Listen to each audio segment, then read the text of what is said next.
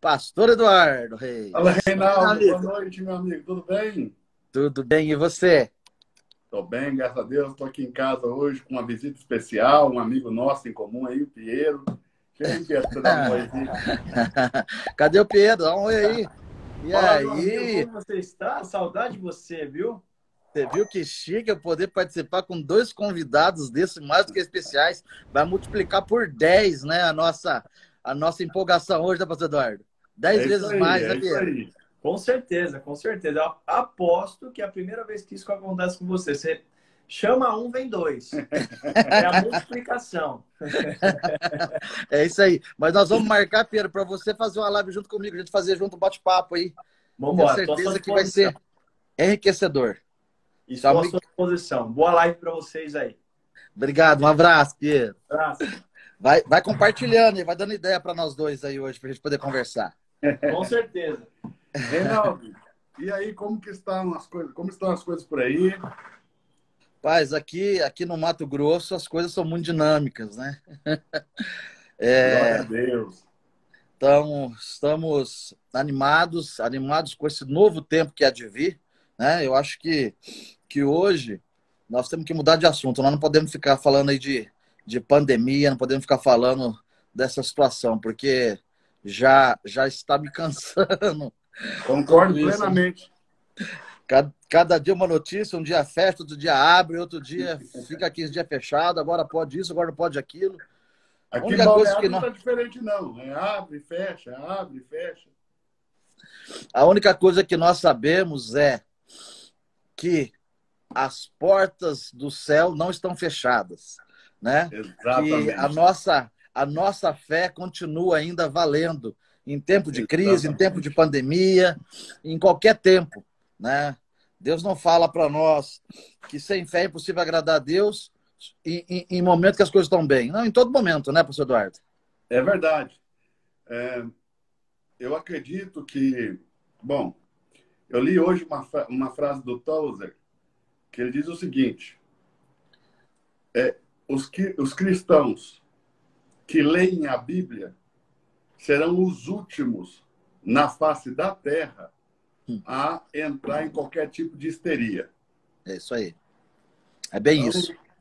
quem conhece um pouquinho do caráter do nosso Deus está em paz. É isso aí. Tem esperança, né?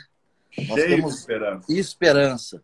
Eu prefiro ser daqueles que vão espiar a terra e quando vem os gigantes, quando vem as feras, ele não fixa o olho no problema, mas ele fixa o olho no cacho de uva, né? Fixa o olho na Exato. recompensa. Então, daqueles que estão olhando esse momento de crise e saber que essa crise não é o fim. Nós já passamos por outras crises, já passamos por outras pandemias e nem E por isso a piores que humanidade essa. acabou, né? Passamos por outras guerras, por outras dificuldades, por guerras interiores, por guerras exteriores, por dificuldades financeiras, por problemas de saúde, e nós superamos isso, isso vai ser superado. Então nós Sem precisamos olhar para sem a frente. capacidade de recuperação que nós temos hoje, né? O índice de recuperação de uma Covid é muito grande, né? Diante do que era na época da gripe espanhola, né? Que foi É isso aí. avassaladora. O ser humano cresceu em todos os aspectos, né? É. E eu tô assim... Foi bom você falar disso, sabe? Dos gigantes da terra, porque eu acredito que pouca gente sabe, Reinaldo, mas quando os filhos de Israel chegaram no deserto para fazer a transição para Canaã, para a terra prometida, para a chamada Boa Terra, ok? Os gigantes não deveriam ter sido temidos. Okay. Pelo contrário, os gigantes deveriam ser o motivo pelo qual eles deveriam entrar. Porém, eles enviaram 12 espias que espiaram a terra, e essa parte aqui que eu acho que as pessoas passam batido. Eles espiaram a terra por 40 dias. Pouca gente presta atenção nesse texto. O texto diz isso. Eles espiaram a terra por 40 dias. Quando eles voltaram para dar o relatório, 10 deles voltaram com um relatório totalmente pessimista. Sim. Dizendo, olha, é verdade que a terra tem frutos, que o fruto dessa terra é bom, que é diferente, né? Ou seja, para carregar um cacho de uva, foram necessários 2 homens atravessar um pedaço de madeira nesse cacho de uva, e eles vinham carregando ali um cacho de uva, romãs gigantes e tal. Porém, eles disseram, nessa terra há gigantes, e nós somos, aos nossos olhos, Aos nossos, né? Ao como medo. gafanhotos diante deles. Deixa eu fazer uma pergunta para o senhor Eduardo Reis. Será que nessa época que eles foram espiar a terra lá em Canaã, tinha a Rede Globo já ou não?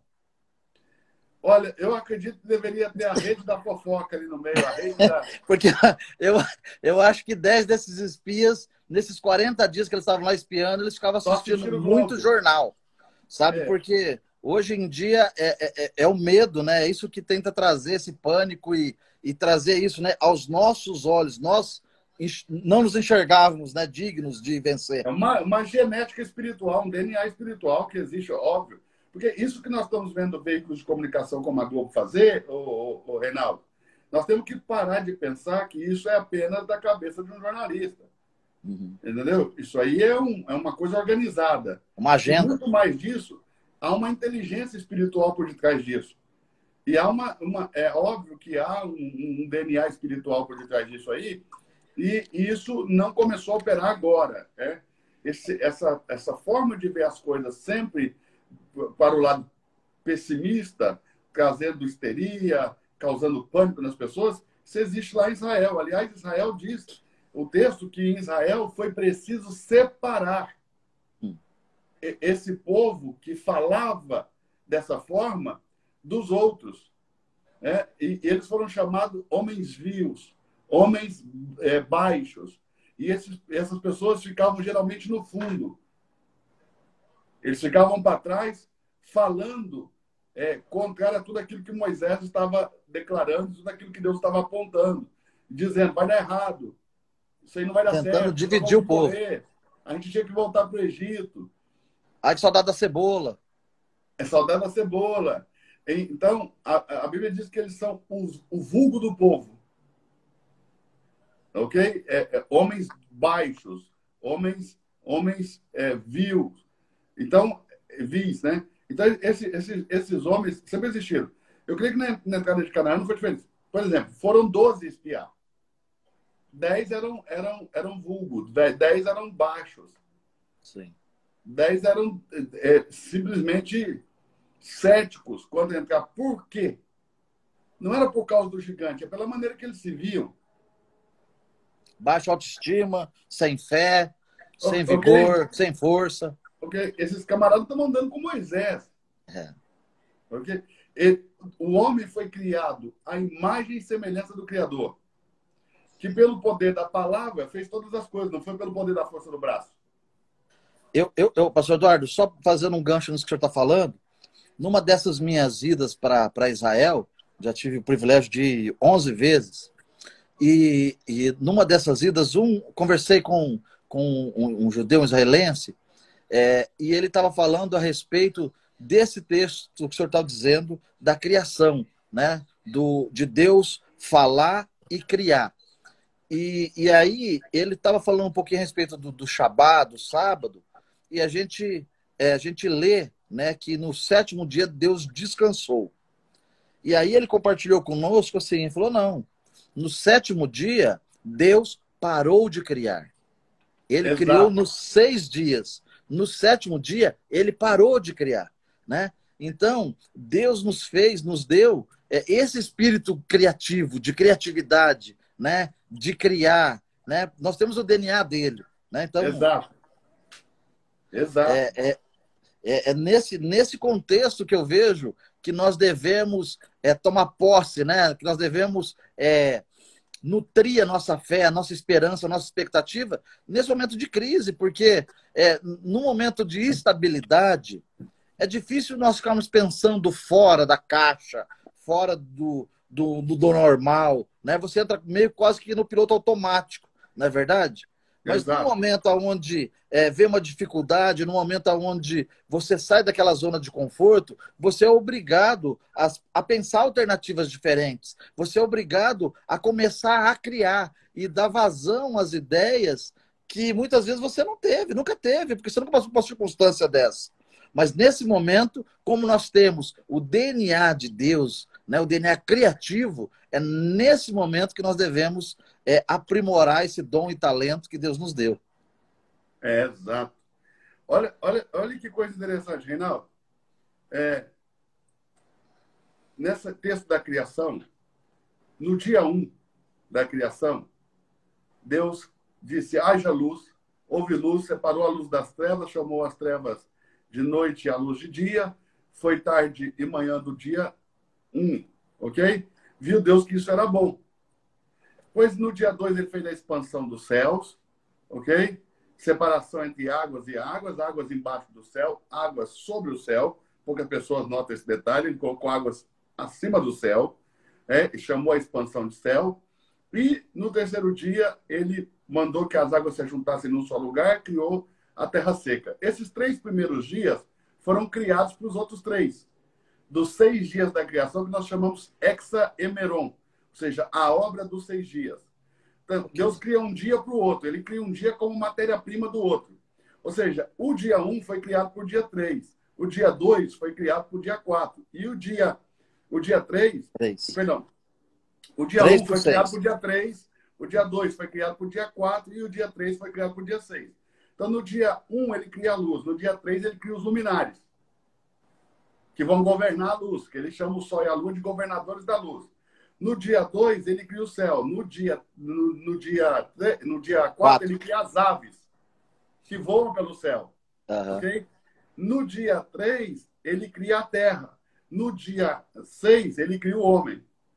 Que vai pisar sobre a terra. Que vai pisar sobre a terra. Ok? Então ele cria um dia para o outro. E de todos os dias que ele criou, dessa obra dos 6 dias, só um ele não disse que era bom, o segundo dia. O primeiro dia ele viu que era bom, mas o segundo dia ele não diz. Por quê? No segundo dia, quando ele criou a expansão das águas, ele já viu o dilúvio de Noé, da época de Noé. Então, como ele viu as pessoas morrendo por causa daquelas águas do dilúvio, ele não disse que era bom. Então, o segundo dia é o único que ele não vai dizer que é bom. E tem outro detalhe aqui muito interessante, tá? O primeiro dia ele viu que era bom, no terceiro dia ele viu que era bom, mas no terceiro dia ele mudou a realidade do segundo, ok? No segundo ele mudou a realidade do primeiro, no quarto ele mudou a realidade do terceiro, no quinto ele mudou a realidade do quarto, no sexto ele mudou a realidade do quinto, mas no final do sexto dia, Deus não viu que era bom. Ele viu que tudo era muito bom. Então, no sétimo dia, no sábado, ele não mudou a realidade de nada. Então, quando que tudo está muito bom? Quando mais nada precisa ser mudado na nossa vida. Isso vai acontecer quando Jesus voltar. Ou seja, agora a minha vida é boa, mas ela não é muito boa porque precisa de muitas mudanças. Então, quando Jesus entrou numa sinagoga, e era sábado, tinha um homem com a mão ressequida, Jesus disse para ele, ser curado. E a mão do homem imediatamente voltou ao normal. Os estudiosos da Torá, os mestres da lei, acusaram Jesus de ter quebrado o sábado. Jesus disse, eu não quebrei. Na verdade, o que estava quebrando o sábado era a mão do homem. Porque ter uma mão ressequida não é muito bom. E quando o pai dele disse que era sábado, tudo era muito bom. Então, Jesus devolveu a mão para o homem para o estado original que o pai tinha deixado quando ele disse, hoje tudo está muito bom. Ok? Aí se conclui, e realmente o judeu que falou com vocês falou certo. No sétimo dia, Deus parou de mudar a realidade das coisas. Existem 2 palavras hebraicas para trabalho, né? Uma é avodá, trabalho físico braçal, com o qual Deus não pode trabalhar, porque João 4:24 diz que Deus é espírito. Então, como que Deus trabalha? A palavra trabalho para Deus é usada, é malahá, ou seja, é mudar a realidade das coisas pelo poder da palavra. Por isso que você que já foi em Israel 11 vezes, você sabe que no Shabat, no sábado em Israel, os judeus não apertam o botão do elevador. Nada. Ainda que isso não dá trabalho nenhum. Você concorda? Sim. Então, por que eles não apertam o botão do elevador? Porque eles vão mudar a realidade. Se o elevador estiver parado, vai se movimentar. Entendeu? Se estiver no 10º andar, vai parar no 11º. Se estiver movimentando, vai parar. Eles não acendem, não apagam as luzes. ok? Eles não mudam o estado dos alimentos, o alimento, ele não pega o alimento cru para o estado cozido, eles não tomam banho no sábado, pouca gente sabe disso. Eles não tomam banho no sábado, eles tomam banho antes do sábado começar, só tomam banho de novo depois que o sábado acaba, ok? Então isso é guardar o sábado, é não mudar a realidade das coisas, não é não fazer trabalho braçal, é não mudar a realidade. Eles não vão suar no sábado, então eles não vão caminhar muito para não suar, para não mudar a realidade do corpo, então é não mudar a realidade das coisas. Esse Deus criador, que cria com esse tanto de código a criação, é o mesmo Deus que diz para eles: entrai na terra. E eles entraram na terra e por 40 dias espiaram a terra, e quando voltaram disseram: somos como gafanhotos aos olhos deles. Mas Josué e Caleb, porque sempre tem os caras que confiam em Deus. Ok? É isso aí. Sei, tem o time da Globo, entendeu? Mas tem o time da direita também. Tem o time que crê, tem o time que quer a nova política, que quer a nova forma de fazer as coisas. E Deus dá essa direção. E aí, olhe bem, eles disseram, né, Josué e Caleb, vamos entrar, vamos obedecer a Deus, vamos pegar esses gigantes, vamos fazer deles nosso pão. E os outros 10 duvidaram. A sentença de Deus foi essa, ó. Por cada dia que vocês espiaram a terra com incredulidade, para cada dia um ano no deserto. Então, isso é para a gente entender o que pode acarretar um dia de incredulidade, um dia de falta de esperança, um dia de falta de fé, pode atrasar a nossa vida em ano. É isso aí. Então, por causa dos 40 dias, foi que eles ficaram 40 anos. Porque muitas pessoas pensam assim, por que eles ficaram 40 anos no deserto, não 41, nem 42? Né? 40, por causa dos 40 dias. Então, eles espiaram a terra. Por causa dos 40 dias de incredulidade. 40 anos vocês vão sofrer no deserto. E Deus falou o seguinte também: vocês vão conhecer o meu desprezo. Em outra tradução diz assim, ó, vocês vão entender o que é quando eu não falo mais com vocês. O que acontece quando eu não falo? Então, ok? O nosso pessimismo pode gerar essa desconexão. Principalmente porque pessoas que não têm fé, e tem muitas pessoas que não são evangélicas, não são católicas, não tem nenhuma religião, não tem fé. Ok? Essas pessoas têm uma tendência, quando ouvem isso das pessoas de fé, a pensar assim, eu estou certo, tá vendo? Não tem nada que falar com Deus, não. E as pessoas que têm fé acabam sendo seduzidas por esse espírito, como que eu vou dizer, gnóstico, sabe? E esse espírito de incredulidade, e eles acabam também perdendo essa comunicação.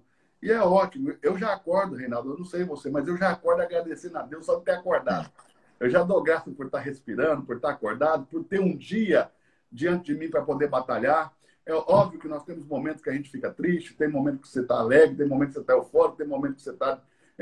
mas em nenhum minuto na minha vida eu deixo de acreditar e deixo de ter fé.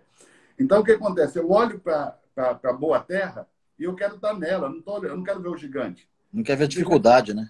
Exato. Quando eles entraram na terra 40 anos depois, Josué e Caleb, que tinham aproximadamente 40 anos, ou seja, Josué e Caleb já entraram na terra, Caleb com aproximadamente 80 e poucos anos. Ok? E a Bíblia diz que Caleb entrou com 80 e poucos anos e matou quase todos os gigantes da terra com 80, mas senta com 40. Tinha feito espetinho deles. Os eram grandes, mas eram mongols. Então, é isso aí. É isso que acontece, né? Às vezes o inimigo coloca gigantes na nossa frente, né? Mesmo que sejam gigantes metafóricos que nós estamos falando, e os nossos olhos ficam fixos naquela dificuldade. E a gente não olha no potencial e naquele que nos garante a vitória, que já nos deu a vitória, né? A gente já tem a certeza da vitória. Então, é isso que nós temos que estar nos reanimando no Senhor, né?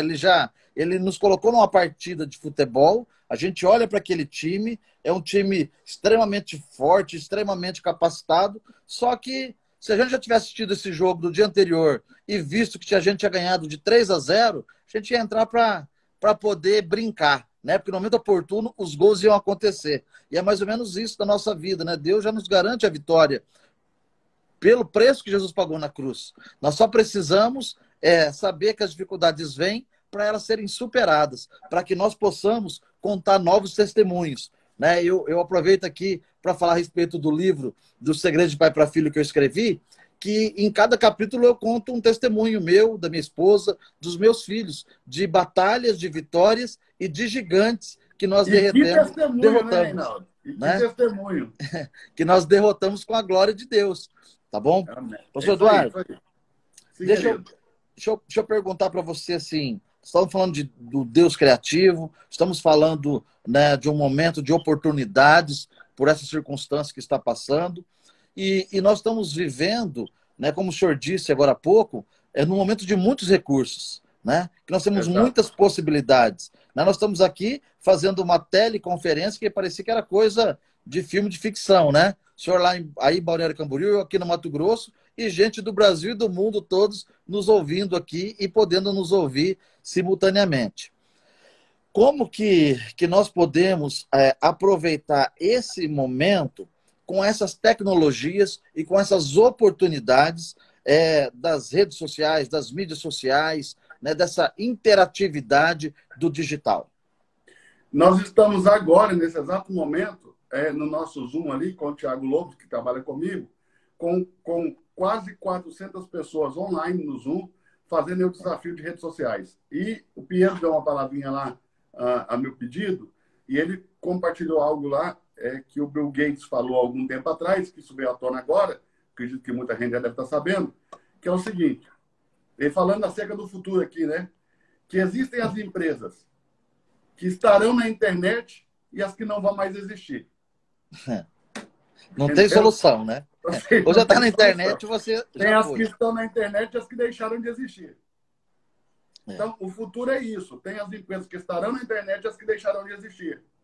Ou seja, o mundo está muito disruptivo.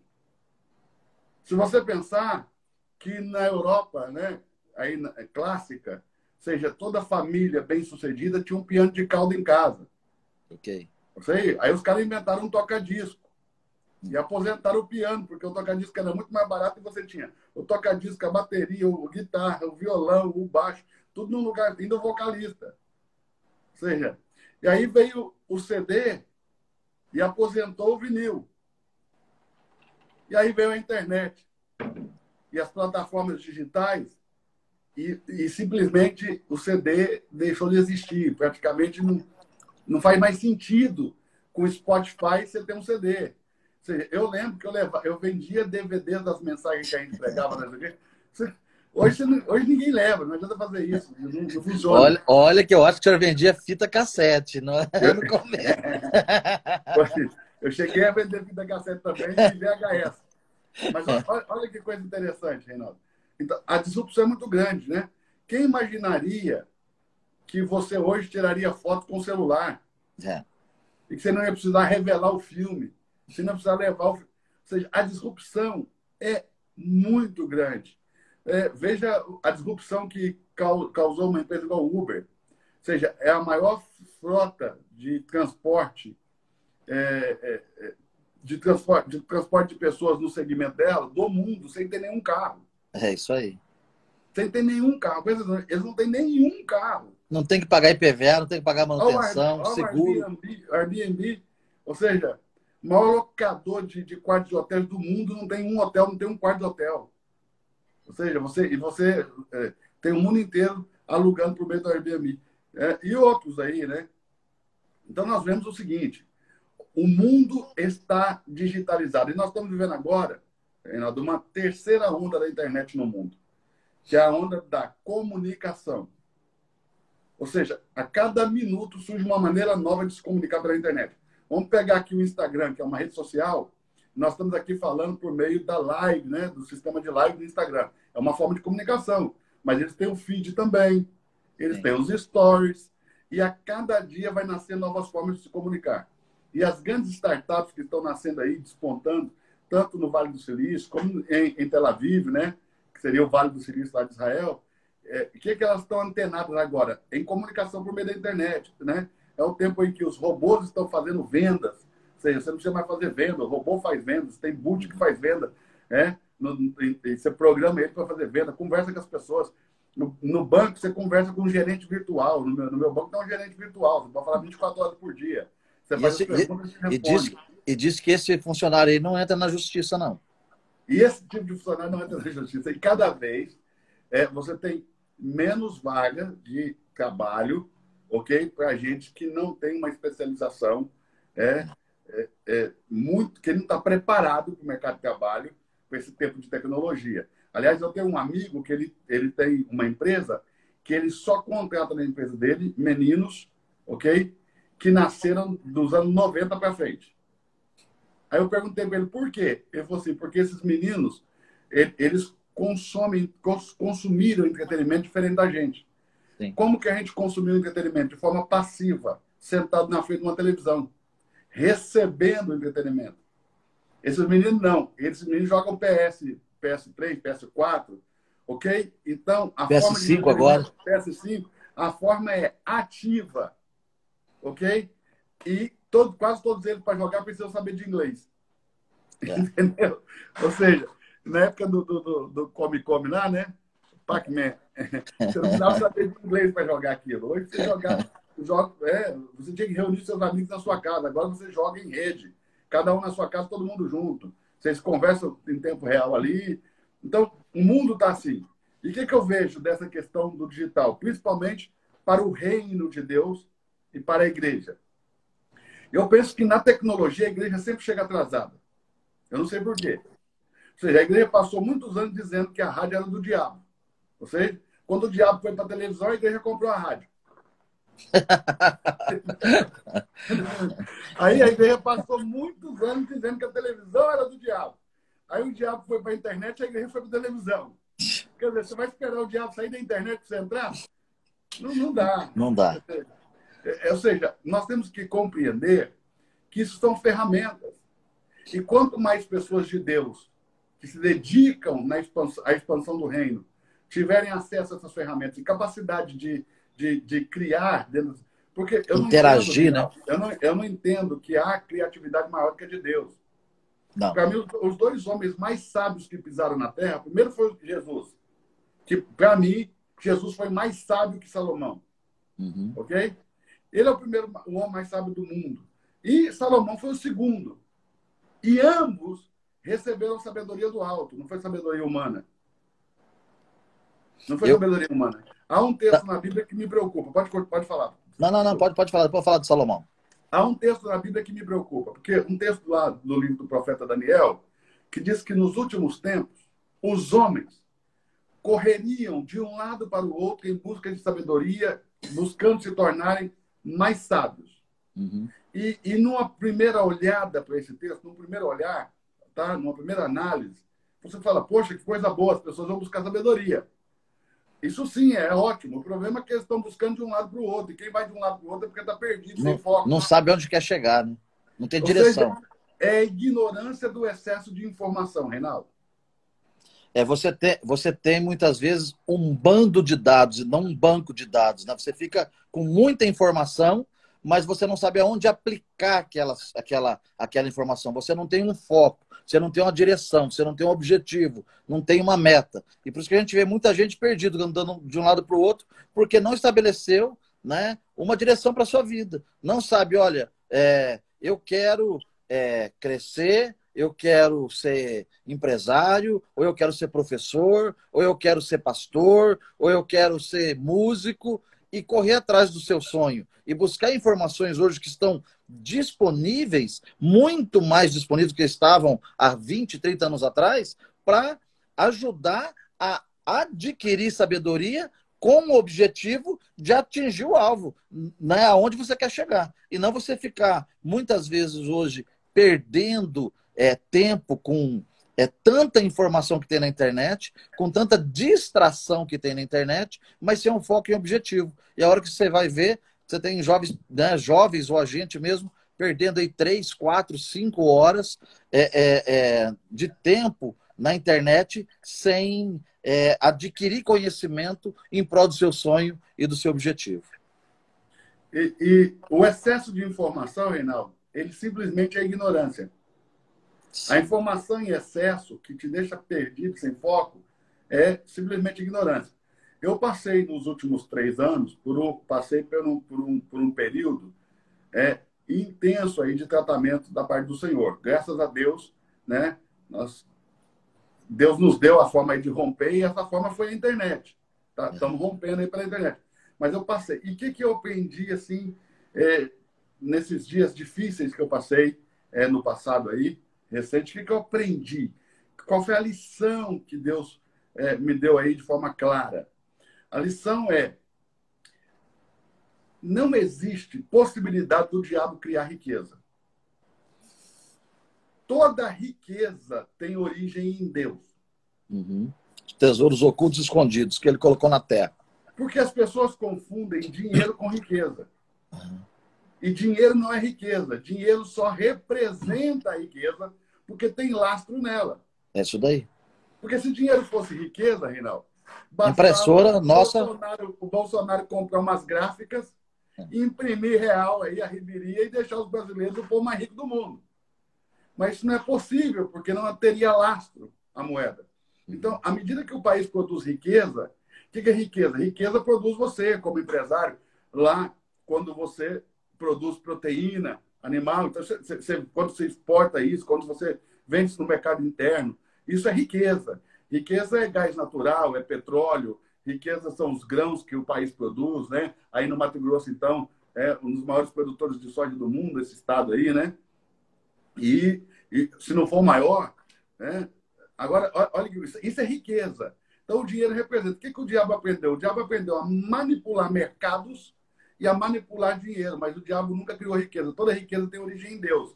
E aí, o que Deus tem me mostrado? De forma muito clara, didática, que a riqueza e eu não estou falando só de dinheiro, estou falando de riqueza, é aquilo que flui de Deus. Isso é natural na vida de todo aquele que foi criado à imagem e semelhança de Deus.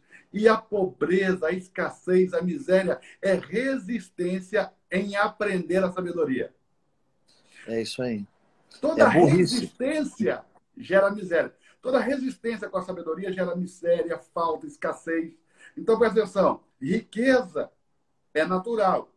Pobreza é resistência. É algum tipo de resistência, de bloqueio da minha infância, do meu passado, da minha formação. Eu não posso, eu não mereço, eu não consigo, eu não nasci para isso. Uma crença limitante, exatamente. Uma crença limitante. Bom, você sabe muito bem que você lida com gente, você tem um monte de funcionários, você lida com gente o tempo todo, e você sabe muito bem como que é difícil, às vezes, você colocar na cabeça de alguém que você gosta, que essa pessoa precisa romper. Porque tem gente que gosta de falar de viver aquilo que tem, aquilo que vive, no sentido seguinte: ele não se preocupa em avançar. Porque ele não crê que merece, porque ele não crê que consegue. E essas crenças limitantes que são hardwares, que foram instalados na nossa mente. E aí, se você deixar eu me permitir, eu até queria falar um negócio interessante, que as pessoas não se atentam para isso, mas inteligência é algo que se aprende. Sim. Ele manda a gente, né? Manda a gente buscar o conhecimento, buscar a sabedoria, né? A gente vai ler lá em Provérbios, ele está falando a respeito disso. Olha, se você tem posse, se você consegue, gasta o que você tem para você buscar sabedoria, para você poder buscar conhecimento. Então, a inteligência é algo que se aprende. Eu li no livro aqui do Tal Ben-Shahar uma pesquisa que foi feita na Universidade de Harvard, que eles fizeram lá a área de psicologia da universidade, eles fizeram uma pesquisa com 1.000 crianças, ok? Para falar pesquisa sobre a inteligência, para ver se a inteligência era uma questão genética ou se a inteligência podia ser aprendida, ok? Então, eles analisaram por 5 anos 1.000 crianças. E eles provaram por A mais B, com dados, que as crianças que tinham pais inteligentes eram mais inteligentes.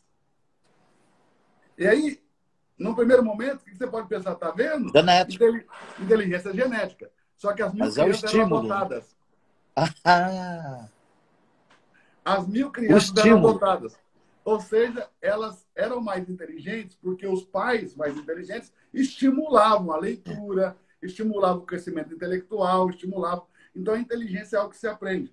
E muito pouca gente sabe disso. o nosso cérebro, Reinaldo, ele tem capacidade de aprendizagem, de aprendizado, né? Na verdade, de 400 anos, de 4 séculos. Ok? Quem viver bem vai viver um. Uhum. Vai ficar 300 anos de capacidade de aprendizado. Ocioso. O que o nosso cérebro não consegue é aprender tudo num dia só. Ou seja, nós conseguimos subir a escada do aprendizado, ok? Degrau por degrau, degrau por degrau, por 400 anos.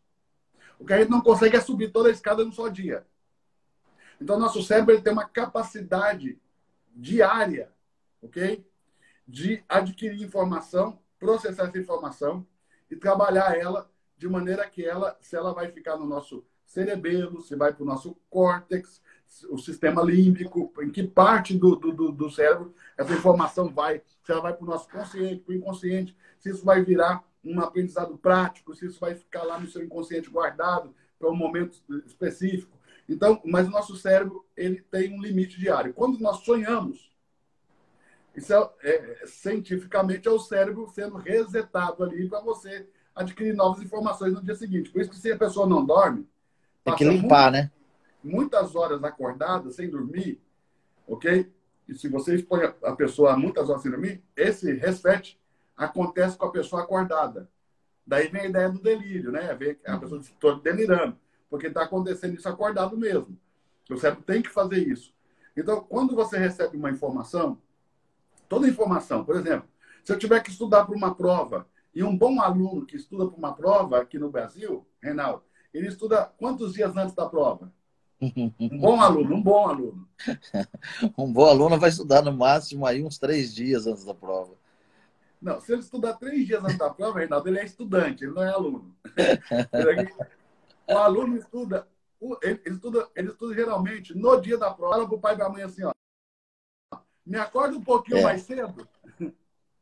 E ele dá aquela leitura no texto e ele vai para a escola que ninguém pode nem cumprimentá-lo. Porque se cumprimentar, some. Porque ele adquiriu a informação de uma maneira que aquela informação vai ficar na mente dele até ele fazer a prova. Então, ficou no sistema límbico. Toda informação de curta duração fica no meu sistema límbico.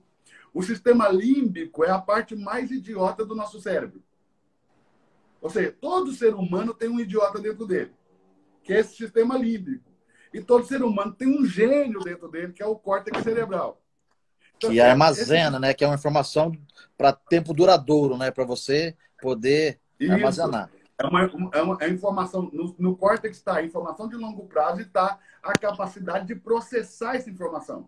Então, se eu estudei para uma prova que é hoje, 9 horas da manhã, quando for meio-dia, depois que acabou a pressão da prova, o que o cérebro vai fazer? Se for no banheiro, vai embora. Quando for à noite, não tem mais nada daquela informação na minha mente. Já foi. Ou seja, eu não aprendi, eu só passei na prova. Durante muitos anos, as escolas no Brasil foram assim. Ok? O cara não estudava para aprender, ele estudava para fazer a prova. Então, aquilo desaparecia. Agora, olha a diferença. Não é conhecimento, né? Era uma obrigação, né? Exato. Não era adquirir sabedoria. A diferença quando você quer aprender é totalmente diferente. Então, quando você acorda, a primeira parte do seu cérebro que acorda é o sistema límbico. Aí o que o cara faz? Ele quer escovar o dente com a pasta de barbear. Entendeu? Ele quer ir no banheiro, até na cozinha, porque o que acorda é esse que está meio desorientado. O córtex é um gênio, é um Einstein. Todo ser humano tem um Einstein na mente. Ok? E se você prestar atenção, o QI médio dos brasileiros em 1950, eu tenho esses dados aqui nos livros, o QI médio de um brasileiro é de 98 pontos. Ok? Em 2016, o QI médio de um brasileiro é de 86 pontos. Regrediu. Regrediu. O QI médio de um americano é de 98 pontos. Ou seja, os americanos não são gênios. E são a nação mais poderosa do mundo. Ok? O QI médio de um japonês é de 113 pontos. Ok? Agora olhe bem. Óbvio que é o médio. Nós temos gente com QI elevadíssimo no Brasil. Né? Estamos passando aqui uma média. Agora, você vê que a inteligência se aprende, como também desaprende. Uhum. Okay? É um exercício, né? É um exercício. Então, esse gênio que tem dentro de mim, que é o córtex cerebral, que é para onde vai a informação por exemplo, qual que é a diferença da informação e da inteligência, do conhecimento da inteligência? O que é o conhecimento? É a informação adquirida. Por exemplo, eu descobri que o Brasil tem não sei quantos milhões de quilômetros quadrados e que a Argentina tem não sei quantos milhões de quilômetros quadrados. E aí, essa é a informação, esse é o conhecimento, adquirir. Okay? O que é a inteligência? É quando eu processo esse conhecimento. E eu, por exemplo, faço uma análise disso e digo, o Brasil é territorialmente maior que a Argentina. Essa é a inteligência. Uhum. Ou seja, a inteligência é o processar do conhecimento. E o que é sabedoria? É a maneira que eu vou usar o resultado da inteligência. Porque existem muitas pessoas inteligentes que não são sábias. Você sabe disso. São extremamente inteligentes, mas são bandidos. Usa para o mal. Usa para o mal. Porque não tem sabedoria. Ou se fiou na sabedoria humana. Que a Bíblia diz que a sabedoria humana é diabólica. Pelo simples fato de que quem usa a sabedoria humana para viver corre atrás do vento. Ou seja, e a sabedoria do céu? A diferença dela é que ela dá fruto. Ou seja, hoje, e aqui não estou falando de religião, hein, Reinaldo? Estou falando de sabedoria bíblica. Qualquer coisa que te faça perder tempo, ok? É diabólico. Aí, ó, vamos voltar aí. Vamos voltar. Né? Qualquer coisa que te faça perder tempo. No tempo em que nós estamos vivendo, qualquer coisa que te faça perder tempo é diabólico. Qualquer coisa que te faça correr, correr, correr, e no final não gera nenhum resultado, é diabólico. Porque a primeira característica da sabedoria que vem do alto, a primeira é que ela é pura. E a segunda é que ela frutifica. Ou seja, a gente ficar perdendo tempo só vendo TikTok, no Facebook, no Instagram, vendo notícias que não vão levar a nada, nós estamos dando voz ao inimigo. Pode falar assim? O TikTok é uma rede social com várias formas de comunicação. Mas o feed do TikTok emburrece. Entendeu? Porque aquilo lá te vai parar de pensar. Então, e não é só o TikTok. Tem vários tipos de comunicação que te faz parar de refletir. Ontem eu falei que as pessoas entram no modo papagaio. O que é um papagaio? Um papagaio fala, mas ele não entende o que está falando. Ele não tem sabedoria, né? O papagaio é como se ele estivesse falando em língua estranha. Ele não está refletindo no que ele fala. E as pessoas, elas entram no modo papagaio, final. No modo papagaio. Outro dia, né, uns 3 anos atrás, eu soltei um videozinho na internet e outro dia alguém veio me falar desse videozinho e ele veio falar assim, pastor, eu preciso te contar. Eu soltei um videozinho na internet dizendo que Elias não tinha sido elevado ao céu numa carruagem de fogo. Aliás, isso nunca foi o plano. Se você ler lá, 2 Reis, capítulo 2, verso 1, vai dizer, estando Deus para elevar Elias ao céu num redemoinho, e quando acontece, diz que Deus elevou Elias ao céu num redemoinho. Mas se você pegar os quadros, Elias está subindo numa carruagem de fogo, batendo na rédea do cavalo. É distração, né? Se você ver as músicas diz que ele subiu na carruagem de fogo. Mas o texto bíblico diz que foi redemoinho. Então eu soltei esse videozinho e um cara, para me contestar, para dizer que eu estava errado, ok? Para dizer que ele subiu numa carruagem de fogo, pegou o texto e colou lá no comentário. E o texto dizia, e Elias foi elevado ao céu no redemoinho. Mas ele, quando lia, o cérebro dele já estava condicionado a ver a carruagem. Então ele entrou no modo papagaio. Ou seja, ele educou o cérebro dele a não refletir, a não raciocinar, a não fazer uma análise crítica do texto. E existem muitas pessoas assim. Você sabe que se eu pegar uma palavra, colocar as 2 primeiras letras corretas, mudar as letras do meio e as 2 últimas corretas, você vai ler a palavra como se ela estivesse certa. Você não vai perceber que ela está errada. Porque o seu cérebro vai identificar a palavra como se ela estivesse correta. Ok? Você tem que olhar com muita atenção para você perceber que a palavra está mal escrita. E por quê? Porque o cérebro, ele não é inteligente. Você é inteligente. O seu cérebro só faz aquilo que você treinou ele para fazer. Ele é programado e ele repete ações que você ensinou. Então, o seu cérebro tem uma programação. E essa programação, quem dá para ele é a sua alma. A sua alma é o ser inteligente que tem em você. Não é o cérebro. O cérebro, ele é como se ele fosse a máquina. Ok? ele é a máquina. A inteligência é o programa. Então, o cérebro é o computador. O programa que está aí é a inteligência, é a mente, é a alma. E aí o que acontece? As pessoas entram no modo papagaio e elas começam a repetir. Bom, politicamente, nós vemos as pessoas no modo papagaio. As pessoas não pensam politicamente. Ok? Elas só repetem o que ela ouviu do outro. E assim a gente repete o que ouviu da avó, o que ouviu do pai. Ó, outro dia mesmo um cara falou para mim assim, olha, eu sou pobre, mas sou honesto. E na hora eu lembrei que a minha avó falou isso para mim. A minha vovó falou para mim também isso aí, ó. A gente é pobre, mas honesto. O que isso quer dizer? Então quer dizer que o rico é desonesto? Honestidade não está ligada a quanto dinheiro você tem no bolso. Ou seja, tem pobre desonesto. Como tem pobre honesto, tem rico desonesto. Como tem rico honesto. Ou seja, não é a quantidade de dinheiro que você tem na sua conta no banco que vai determinar se você é honesto ou não. É o seu caráter, sua formação, ok? Mas fica inconscientemente na mente da pessoa que ouviu isso aí a vida inteira, que rico, ou seja, é mau caráter ou desonesto, e a pessoa simplesmente cria um bloqueio com a riqueza em todos os aspectos. Estou falando da riqueza intelectual, ou seja, da riqueza familiar, no relacionamento familiar, da riqueza financeira, da riqueza em qualquer aspecto, porque para essa pessoa, riqueza parece um monstro. Então, entrou no Uma modo falsa papagaio. crença, né? Uma falsa crença, uma informação equivocada que ele recebeu. E aqui, pastor, eu queria compartilhar, desde a hora que nós estávamos conversando, você falou de sabedoria, falou a respeito de Salomão, e eu me lembro que quando criança, eu sempre ouvia a história, o homem mais sábio do mundo, então eu pedia para Deus para que ele me desse sabedoria e inteligência igual Salomão. Era a minha oração, minha prece de criança.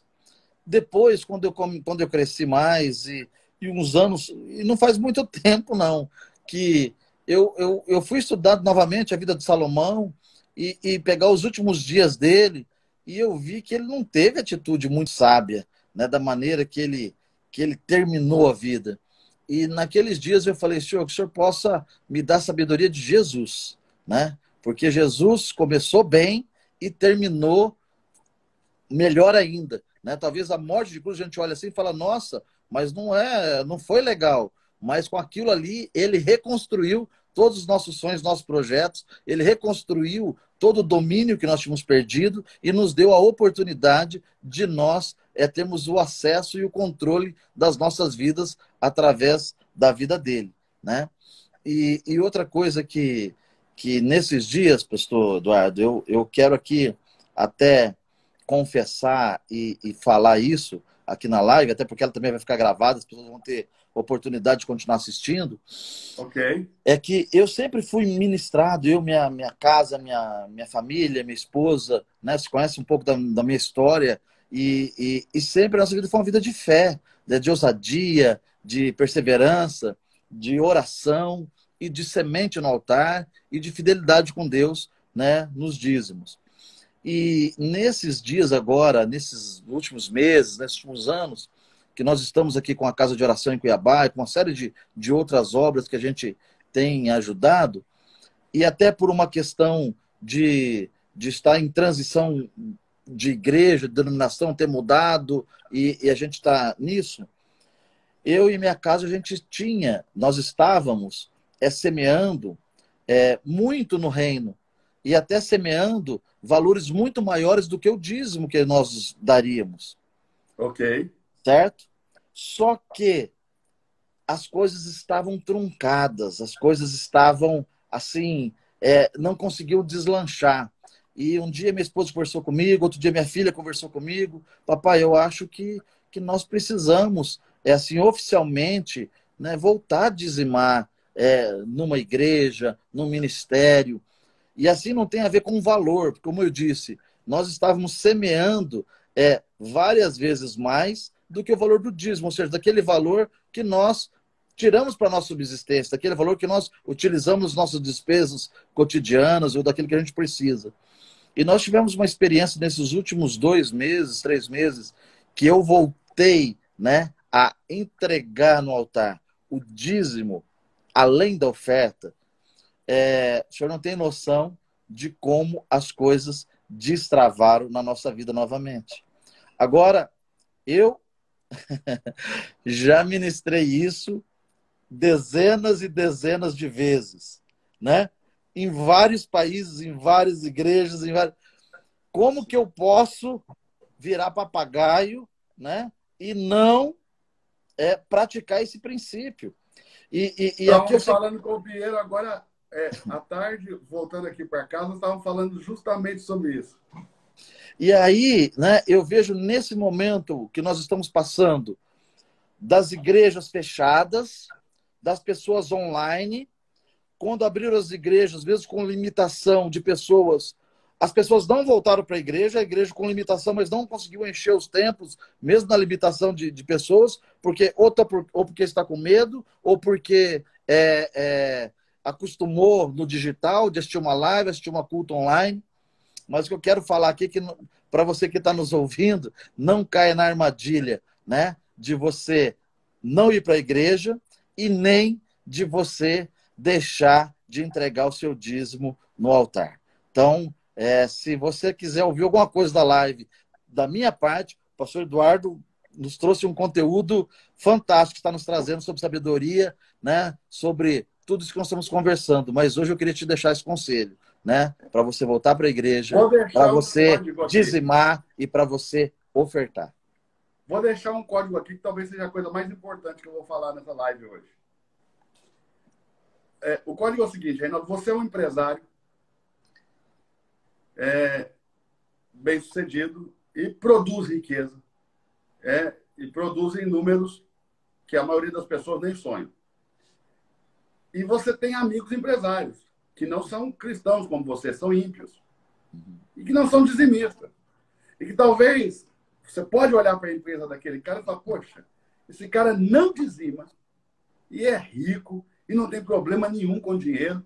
Parece que, aliás, a sorte está do lado dele, porque sempre dá certo, sempre prospera, cada vez mais rico, ok? E aí você talvez se pergunte por quê. Essa pergunta me foi feita essa semana. Alguém falou, um homem temente a Deus, honesto, sincero com Deus. Eu sei que ela sincera, conheço a vida dele, íntegro com Deus. Falou assim, pastor, eu dizimo. E vejo alguém que não dizima. E só vai dando certo. Aí o que eu fiz, parei de dizimar. Pastor, tudo meu foi por água abaixo. O outro não dizima. Funcionou. Eu tive que voltar a dizimar. Eu tive que voltar. Por que disso? Eu falei, é simples.